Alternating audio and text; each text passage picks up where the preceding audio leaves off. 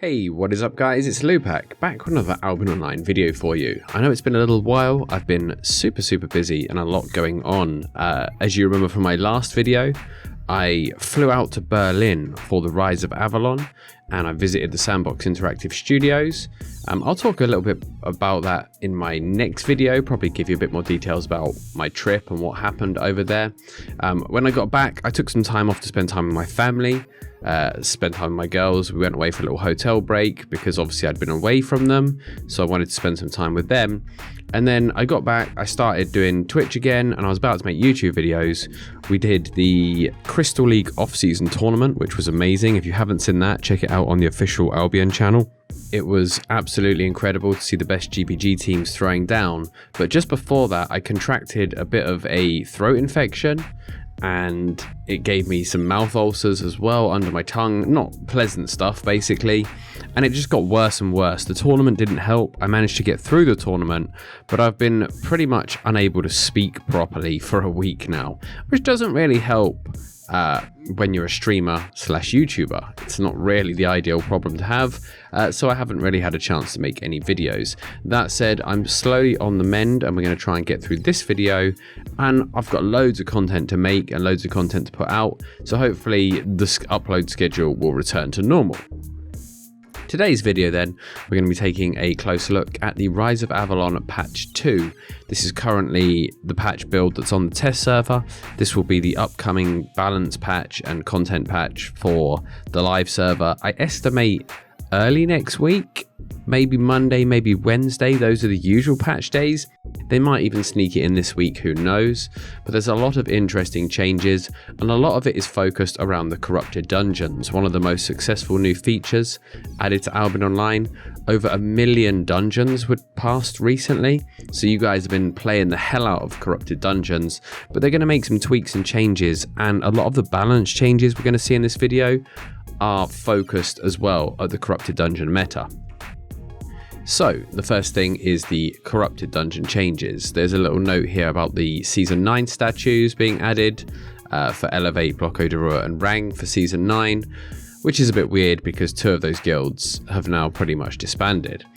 Corrupted dungeons then, they're changing the loss and gain in infamy for PvP because people said it was a little bit too harsh, especially at the top end. Now you lose 10% infamy when killed instead of 20% infamy, and when you kill a player you gain 8% of their infamy instead of 10.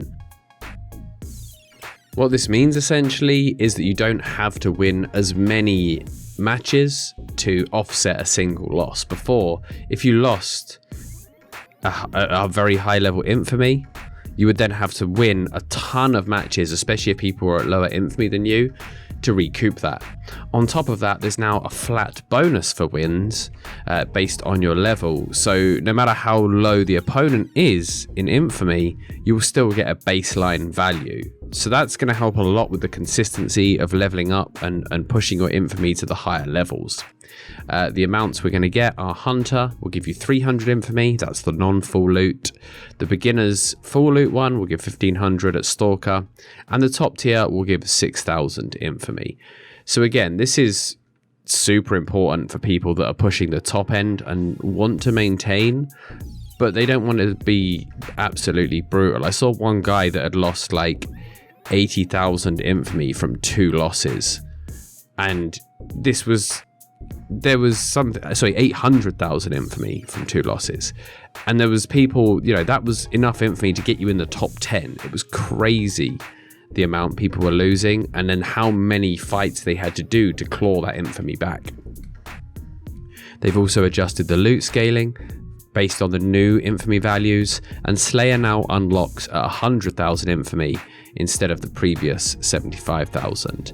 The unlock is now permanent though, so if you drop below, you won't lose Slayer tier ever. Likewise, if you've already in Slayer tier, you've already gonna have it unlocked permanently, even in the new system if you don't quite meet the 100,000 requirement. Matchmaking has been adjusted to maintain consistent invasion chance for PvE while guaranteeing PvP players can find a match. which is very nice.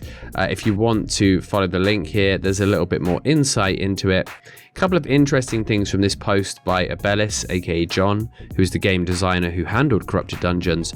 Over 1 million dungeons have been played now, and one of the most interesting things was he said over 75% of invasions end in a death.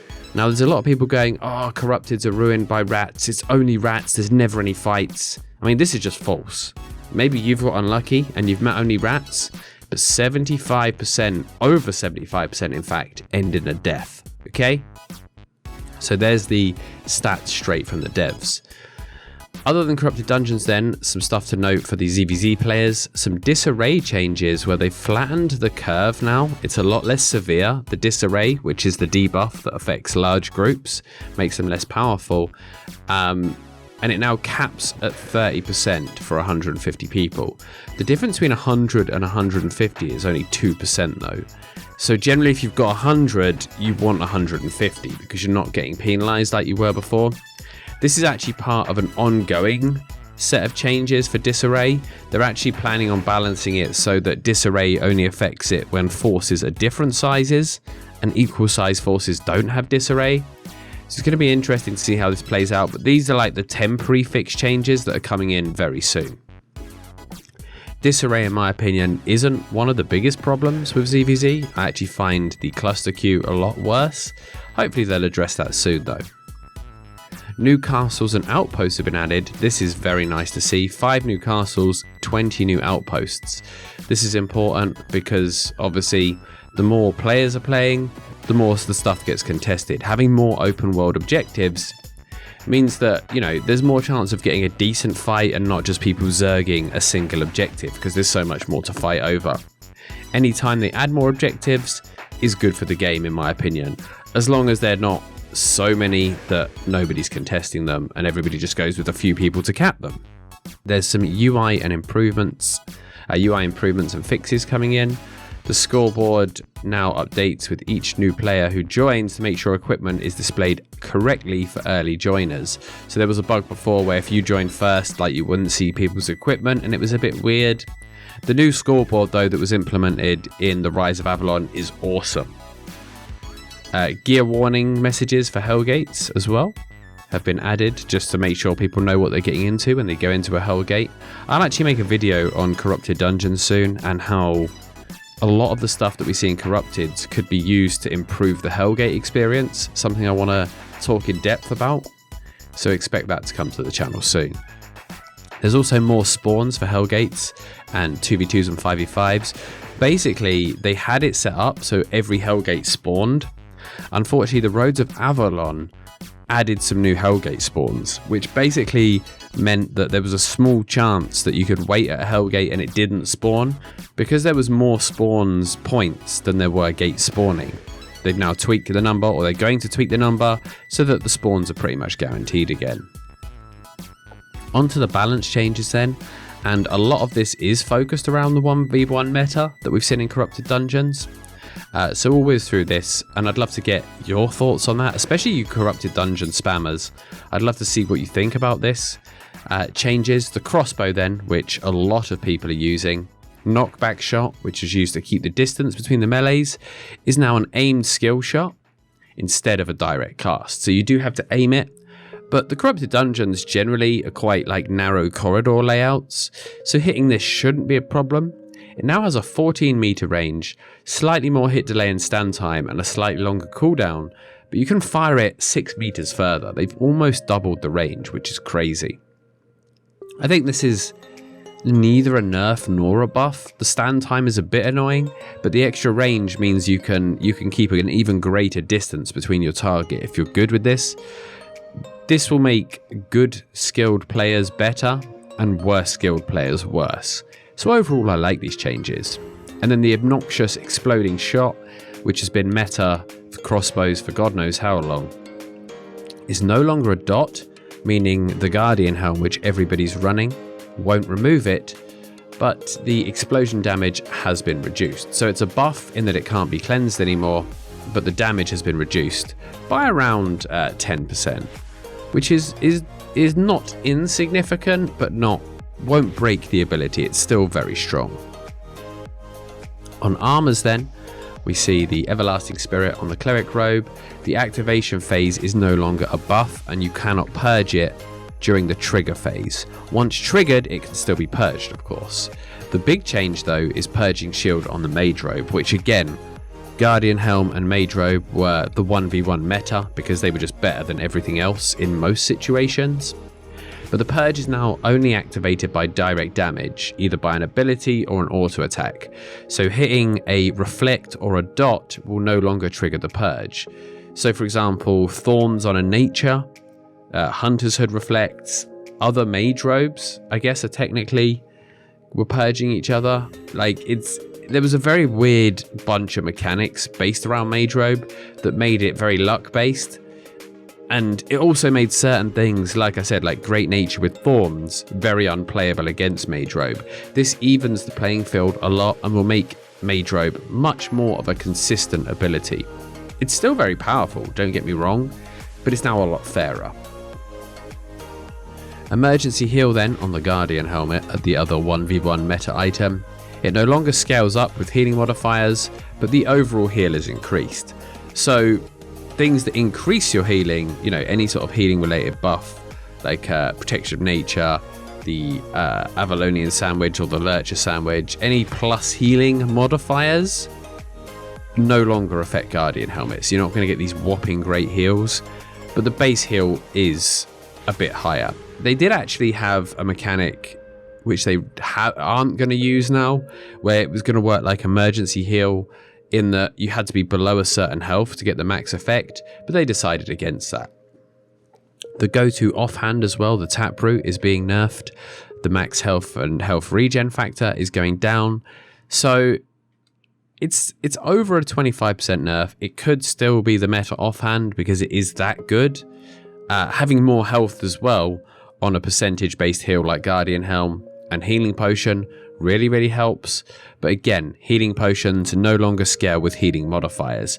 So this crazy sustainability that we were seeing in some builds is going to be nerfed slightly. Whether new stuff will take over in the 1v1 meta, who knows? But this kind of, just outvalue your opponent with insane healing on a non-healing build, that's going to go away, which is nice. A few minor fixes then, not too much to worry about here. The recoverall now works properly for hideouts. Portal shrines can only be used once every 10 minutes. They've adjusted the fame for faction warfare and Hellgate mobs. You can use tier 4 and 5 solo dungeon maps in certain roads of Avalon as intended now. We'll talk a bit about that in my Rise of Avalon recap video coming soon. The speed boosts now work in the roads of Avalon. Very big change here. They were like the McFlurry machine of Albion Online. 90% of the time they weren't working. Fix some stock issues. The energy shaper bug where you could cleanse it and it wouldn't deal any damage has been fixed. Flash heal. The legacy flash heal staffs are being removed. Anybody who's trying to be sold or is looking to buy an old healing staff with flash heal still on it, don't waste your money. It's getting removed. Some issues with motivating cleanse are being fixed. Some UI for the roads of Avalon, wardrobe fixes, auto-targeting fixes, and some graphical animation terrain and localization fixes.